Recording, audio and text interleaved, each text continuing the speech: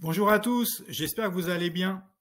Il y a quelques jours, je faisais une vidéo dans laquelle j'exposais deux preuves du réchauffement climatique. Alors, c'était une vidéo réponse à une députée française qui avait demandé à ce qu'on lui apporte des preuves du réchauffement climatique. Aujourd'hui, je reprends la parole sur le sujet parce que l'actualité récente nous a donné une troisième preuve entre guillemets. En effet, le Parlement indonésien a récemment approuvé une mesure qui acte le déménagement de sa capitale en 2024. La capitale actuelle d'Indonésie, c'est Jakarta. Jakarta est une grosse mégalopole de 30 millions d'habitants. Donc 30 millions d'habitants, c'est à peu près 3 fois la population de Paris. Donc c'est énorme, mais c'est aussi une ville très peuplée, mais qui n'est pas forcément très dense, où la densité de la population n'est pas énorme. Pour reprendre la comparaison avec Paris, Jakarta, c'est, je l'ai dit, 3 fois la population de Paris, mais sur une surface 6 fois plus étendue. Cette conurbation très étendue cause d'énormes embouteillages, ce qui induit une pollution énorme, ce qui cause de graves problèmes de santé publique. Mais la décision de déménager la capitale de Jakarta ne repose pas que sur ce problème de pollution et d'embouteillage. Il y a aussi le problème des inondations. Jakarta est en effet construit sur un marécage. Jakarta est au bord de la mer et certains quartiers se trouvent en dessous du niveau de la mer. Ce qui fait que depuis des années, Jakarta est en proie à des inondations et avec la montée des eaux et avec les projections climatiques et les projections météorologiques des années à venir, on sait que ces inondations vont être de pire en pire.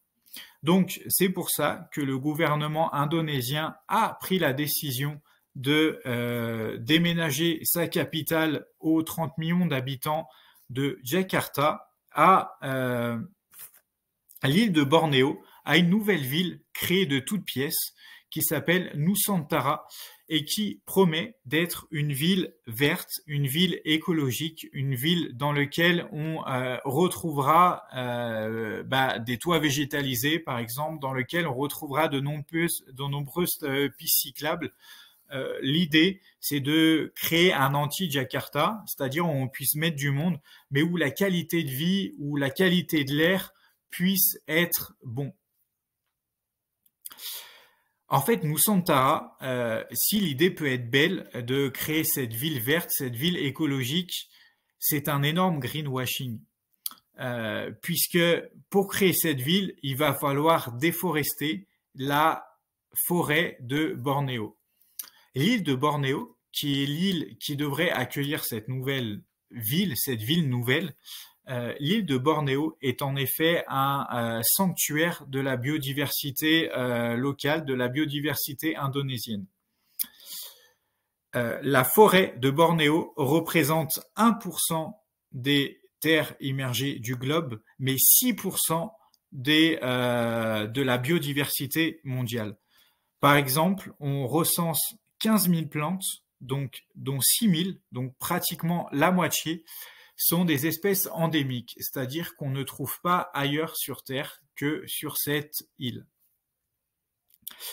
On a beaucoup aussi parlé de la déforestation de Bornéo et de cette forêt de Bornéo quand on parlait et quand on tirait à boulet rouge sur l'huile de palme, puisque pour planter des palmiers qui permettent de produire l'huile de palme, on doit déforester aussi cette forêt de Bornéo. Cela se fait au même endroit. Et cette forêt de Bornéo, en fait, est l'habitat de gros mammifères, au-delà de ce que j'expliquais tout à l'heure, ces plantes endémiques. On a aussi notamment les orang-outans qui vivent là-bas. On a aussi les éléphants de Bornéo, qui est aussi une espèce endémique d'éléphants qui vivent sur cette île. Et du coup, cette ville, en fait, cette création de nouvelle capitale indonésienne est à la fois une réponse aux inondations et à la menace, aux menaces qui pèsent sur Jakarta, mais est aussi en elle-même une menace pour la biodiversité.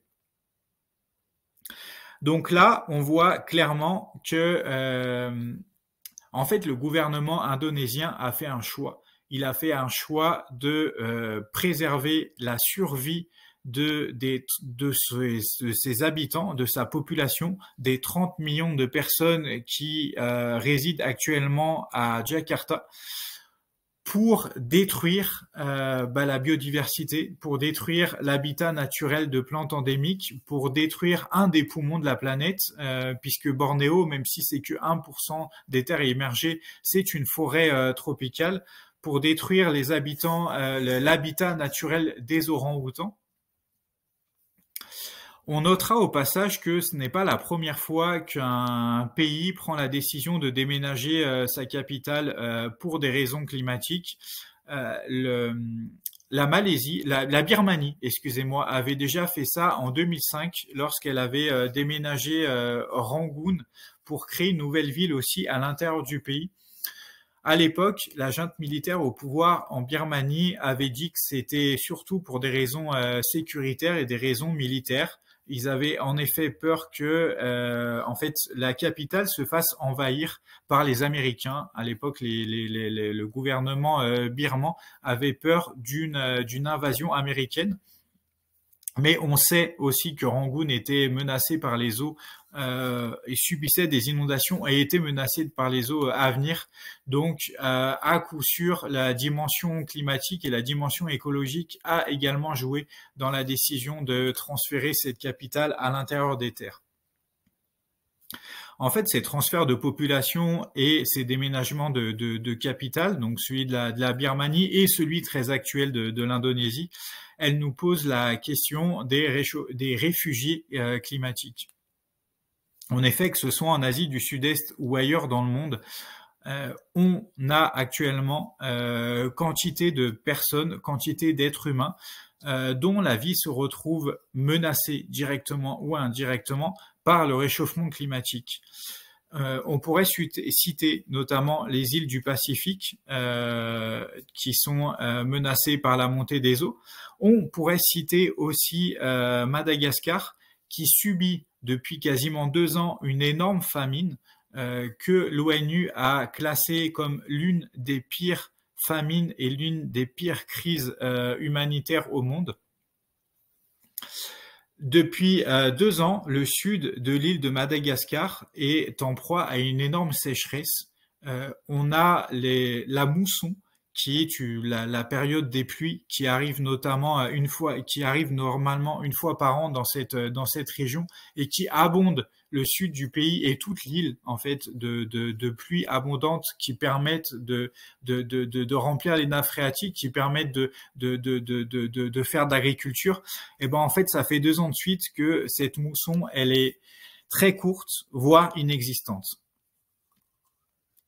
On pourrait citer aussi dans le cas de ces réfugiés climatiques, on pourrait citer le cas du Lesotho. Alors le Lesotho n'est pas le pays le plus connu d'Afrique. Le Lesotho est un tout petit pays d'Afrique qui est totalement enclavé dans l'Afrique du Sud. C'est un pays de montagne, quasiment tout le pays est situé au-dessus de 1000 mètres d'altitude. Et c'est un pays qui est également en proie à d'énormes sécheresses, dans lequel on voit qu'il y a une énorme érosion des sols à cause de cette sécheresse justement depuis des années et des années. Et le pays doit faire face à de gros problèmes alimentaires puisque cette sécheresse et cette érosion des sols fait que on n'arrive plus à produire de l'agriculture, ce qui est un très très gros problème.